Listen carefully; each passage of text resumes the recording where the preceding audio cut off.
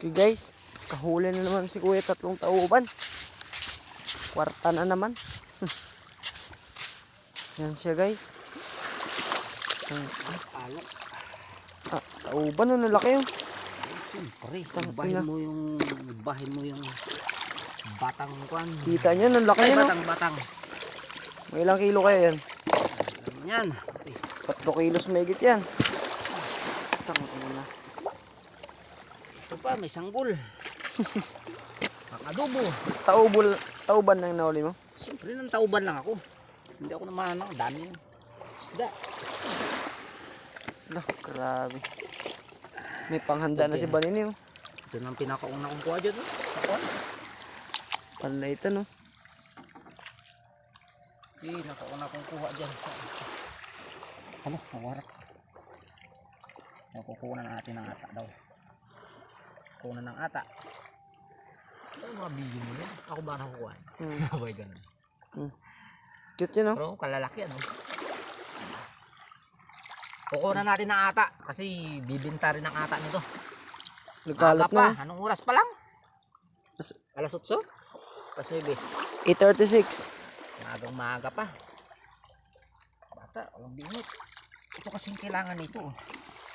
Ata. Ayan. Ito ang ating kailangan. Ata. Uy, may itlog pa. Ayan. Ito kasi nabibili yung kanyang ata. Itlog. Isa malaki. Ganyan, no? Wow, biglas na pod. Lunok na yung ulo mo yan. Masinggan. Maaga pa mga bali. Mga hunting, maaga pa ang aking Lubat na yung ilaw. Lubat na nga, kaya nga umuwi ako. Patay-patay na dun sa kwan. Wala man na charge kasi na maayos yan. Gabulto-multo ako sa dagat.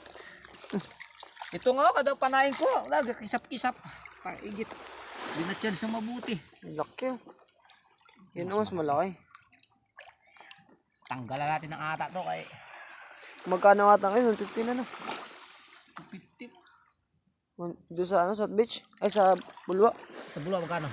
250. Hindi, sa South Beach. Ay, sa Bulwa. Mag 250 ang kaso. Wala na sila bibili. Bibili pa rin yun. Kaya wala daw silang buyer. Ilang oras. Ang sanggol. Sanggol. Kanya, pang adobo.